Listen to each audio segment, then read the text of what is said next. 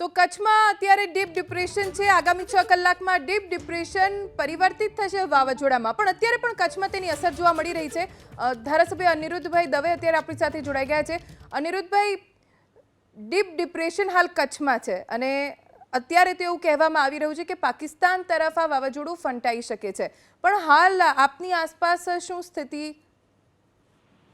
મારા માંડવી વિધાનસભા મત વિસ્તારની અંદર ખૂબ વરસાદ પડેલો છે અને વરસાદને કારણે નીચાણવાળા વિસ્તારમાં પાણી ભરવાની મુશ્કેલી ઊભી થઈ છે। પાણી ભરવાની મુશ્કેલીઓને દૂર કરવા માટે તંત્ર કામે લાગ્યું છે।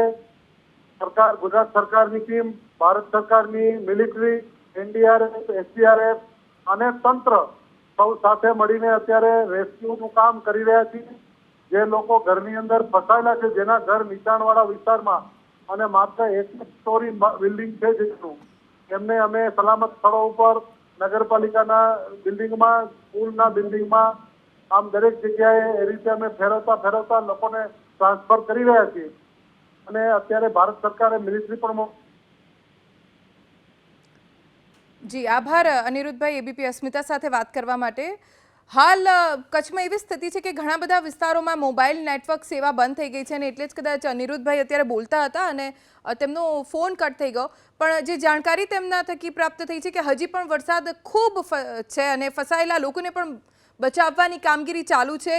કેન્દ્ર સરકાર અને ગુજરાત સરકાર તરફથી મદદ પહોંચાડી દેવામાં આવી છે। સેનાના જવાનો અત્યારે કચ્છમાં હાજર છે। અલગ અલગ વિસ્તારમાંથી લોકોને બચાવીને સુરક્ષિત સ્થળે ખસેડવામાં આવ્યા છે। ખાસ તો જે દરિયાકાંઠાની નજીકના અને નીચાણવાળા વિસ્તારો છે જ્યાં ખૂબ પાણી ભરાયેલા છે, આવા વિસ્તારમાંથી તાત્કાલિક લોકોને રેસ્ક્યુ કરવામાં આવ્યા છે। તેમને સુરક્ષિત અને ઊંચાઈવાળા વિસ્તારોમાં લઈ જવામાં આવી રહ્યા છે। નગરપાલિકા કચેરીમાં અથવા તો સ્થાનિક શાળામાં વ્યવસ્થા કરવામાં આવી છે। લોકોના રહેવાની, ખાવા પીવાની દરેક વ્યવસ્થા પ્રશાસન તરફથી પણ કરવામાં આવી છે। ધારાસભ્ય કેશુભાઈ પટેલ અત્યારે આપણી સાથે જોડાઈ ગયા છે। કેશુભાઈ, ભુજમાં શું સ્થિતિ અને કેવી તૈયારી આ વાવાઝોડાની સામે લડવાની? હેલો જી, અવાજ આવે છે કેશુભાઈ? આવ્યો, અવાજ આવે છે, બોલો બોલો। જી, અત્યારે શું સ્થિતિ છે ભુજમાં ખાસ તો, અને બીજું કે આ વાવાઝોડાની સામે તૈયારીઓ કેવી છે લડવાની? જે રીતે કચ્છમાં આમ મોસમનો વરસાદ જે 8-10 ઇંચ પડતો હતો આખી સિઝનનો, એ છેલ્લા દિવસોમાં 35, 40, 50 ઇંચ વરસાદ પડવા માંડ્યો અને જે રીતે સિસ્ટમ બદલી અને ગઈકાલે પ્રભારી મંત્રી પ્રફુલભાઈ પાનસરિયાએ કલેક્ટર, ધારાસભ્ય, સંસદથી બેઠક લીધી હતી અને જે સિસ્ટમ બની છે કચ્છમાં જખૌ અને નલિયા વિસ્તારમાં, જે ભૂમિ ઉપર આખી સિસ્ટમ બની છે એના આગોતરાના રૂપે માંડવીનો પણ પ્રવાસ થયો। અબડાસા, નલિયા અને જખૌ, આમાં પણ આજે પ્રભારી મંત્રી ત્યાં છે। એટલે જે રીતે માણસોને નીચાણવાળા વિસ્તારમાંથી સલામતી સ્થળે ખસેડવા, નીચે બોર્ડર દરિયા ઉપર છે એને, અને અનેક આગોતરા આયોજન પ્રમાણે ફૂડ પેકેટની પણ તૈયારી છે। કદાચ વાવાઝોડું આવે અને વરસાદ વધારે લાગે અને તકલીફ થાય તો તંત્ર પણ સાબદું છે, વ્યવસ્થા, આરોગ્ય, લાઇટની દ્રષ્ટિએ। તો એ રીતે અત્યારે જો કે બહુ અસર નથી, પણ કદાચ વધે તો પણ પૂર્વ તૈયારી કચ્છ જિલ્લાના તંત્ર, પદાધિકારીઓ અને પ્રભારી મંત્રી પ્રફુલભાઈ અને સતત મુખ્યમંત્રી આદરણીય ભૂપેન્દ્રભાઈ પટેલ પણ લાયજનમાં છે। એટલે જે રીતે અત્યાર સુધી કોઈ પણ પ્રકારની તકલીફ કે જાનહાનિ થઈ નથી। કેશુભાઈ, આભાર એબીપી અસ્મિતાને આ જાણકારી આપવા માટે। તો નીચાણવાળા વિસ્તારમાં પાણી ભરાઈ ગયા છે અને જે પ્રભાવિત વિસ્તારો છે ત્યાંથી લોકોને સુરક્ષિત સ્થળે ખસેડવામાં આવ્યા છે।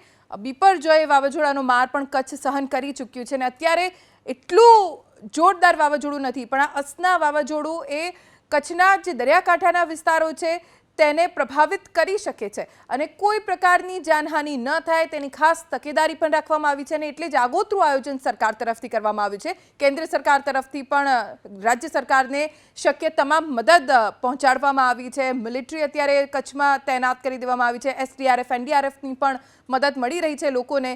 સાથે જે સેવાભાવી સંસ્થાઓ છે, સેવાભાવી વ્યક્તિઓ છે, એમણે પણ પ્રભાવિત વિસ્તારના લોકો માટે ફૂડ પેકેટ્સ, રાહત કીટ તૈયાર કરી છે અને જેટલા પણ પ્રભાવિત વિસ્તારો છે ત્યાં પ્રશાસન સતત નજર રાખી રહ્યું છે। ખાસ તો આ વાવાઝોડું કેટલું નુકસાન કરી શકે છે તેને લઈને પણ ખાસ નજર આ વાવાઝોડાની સ્થિતિ ઉપર રાખવામાં આવી રહી છે. કચ્છના પ્રભારી મંત્રી પ્રફુલભાઈ પાનસેરિયા અત્યારે આપણી સાથે જોડાઈ ગયા છે. પ્રફુલભાઈ, હમણાં 2 ધારાસભ્યો સાથે વાત થઈ અને તેમણે કહ્યું છે કે તમામ તૈયારી આ વાવાઝોડાને પહોંચી વળવા માટે કરી લેવામાં આવી છે. આપના ધ્યાનમાં કોઈ વિગતો આવી છે ખરી કે અત્યારે શું તૈયારી અને ક્યાં કેવી સ્થિતિ? કચ્છના કોસ્ટલ એરિયા પૂરા માંડવી, ચક્કો, નળિયા તમામ એરિયામાં ખૂબ જ વરસાદ પડ્યો હતો અને અત્યાર સુધીના ઇતિહાસમાં સૌથી પાણી વધુમાં વધુ ભરાયેલું હતું. કારણ કે ત્યાં બે કોસ્ટલ બધા જ બચાવ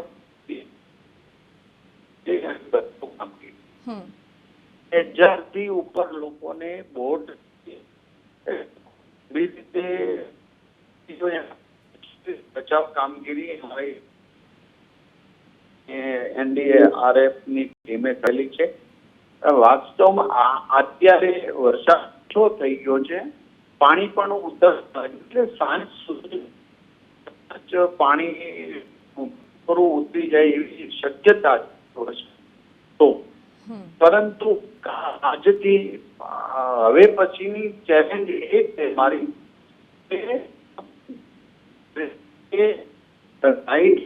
કર્મચારી પરિવર્તન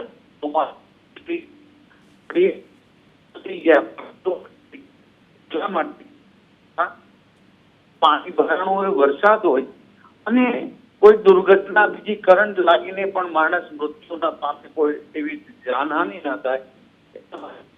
અમારી મીટિંગ પૂર્ણ થઈ છે અને હવે ફાઇનલ મીટિંગ કલેક્ટર શ્રી જોડે પાછી સાંજની રિવ્યુ મીટિંગ કરીશું. તો એ આદેશ દેવામાં આવ્યા છે દરેક PSC CSC સેન્ટરની અંદર તમામ પ્રકારની દવાનો જથ્થો થઈ લઈને એ પણ પૂરતા પ્રમાણમાં વ્યવસ્થા કરી દેવામાં આવી છે. લાઇટ માટે જેમ પાણી ઉતરતું જાય એમ પાણી ગામડાના બધા જ ગામડાની અંદર લાઇટ પૂરી પાડવા માટેની પણ વ્યવસ્થા કરી દેવામાં આવી છે. કાલેથી જે પ્રશ્ન છે જેને સ્થળાંતરિત કર્યા છે, જેના ઝૂંપડામાંથી પાણી ઉતરી જાય પછી આ લોકોને પાછા એમના ઘરે કે એમના વિસ્તારમાં જવા દેવામાં આવશે. ત્યાં સુધીની સંપૂર્ણપણે ફૂડ પેકેટની વ્યવસ્થા તંત્ર દ્વારા 3 ટાઈમ ફૂડ પેકેટ આપવાની વ્યવસ્થા પૂર્ણ રીતે કરવામાં આવી છે.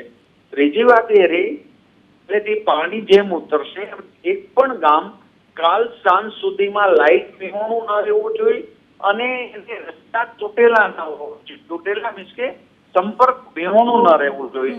આ બંને વ્યવસ્થા અમારી કાલ સાંજ સુધીમાં 100% કામ પૂર્ણ કરવાની સંપૂર્ણપણે વ્યવસ્થા થઈ ચૂકી છે.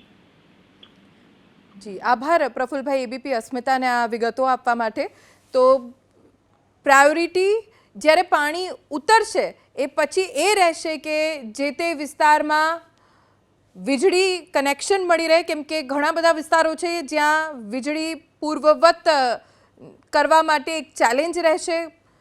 અનેક વિસ્તારોમાં હજી પણ જળબંબાકારની સ્થિતિ છે, એટલે પાણી જેવા ઉતરશે પ્રશાસનની ટીમ કામે લાગી જશે. PHC CHC સેન્ટરમાં દવાઓનો પૂરતો સ્ટોક રાખવાની પણ સૂચના અગાઉ આપી દેવામાં આવી હતી. કદાચ ક્યાંક કોઈક અનિચ્છનીય ઘટના બની અને તાત્કાલિક જો સારવારની જરૂર પડે તો નજીકના આરોગ્ય કેન્દ્રમાં દવાઓનો પૂરતો જથ્થો રહે તેના આદેશ પણ આપી દેવામાં આવ્યા. સાંજે એક રિવ્યૂ બેઠક કલેક્ટર સાથે કરવામાં આવશે અને એ બેઠકમાં કચ્છ જિલ્લા ઉપર આ અસના વાવાઝોડાની અસર અને કયા કયા વિસ્તારો ઉપર તેની અસર પછી જ્યારે પાણી ઓસરી જાય એ પછી કેવી કામગીરી કરવી તેને લઈને પણ ખાસ સૂચના આપવામાં આવશે. પ્રફુલભાઈ પાનસેરિયા કે જેમને કચ્છની જવાબદારી સોંપવામાં આવી છે અને તેઓ ખુદ કચ્છમાં હાજર છે, એટલે જ્યારે તેઓ વિગતો આપી રહ્યા હતા ત્યારે નેટવર્કમાં પણ પ્રોબ્લેમ આવી રહ્યો હતો. વાવાઝોડાના પગલે કચ્છ જિલ્લા પ્રશાસન સતર્ક છે. દરેક પ્રકારની તૈયારી પ્રશાસન તરફથી કરી લેવામાં આવી છે. નલિયા પ્રાંત કચેરીએ પ્રશાસનની બેઠક પણ યોજાઈ. કેટલાય લોકોને સુરક્ષિત સ્થળે ખસેડવામાં આવ્યા. પ્રભારી મંત્રી પ્રફુલ પાનસેરિયાની અધ્યક્ષતામાં આ બેઠકનું આયોજન કરવામાં આવ્યું.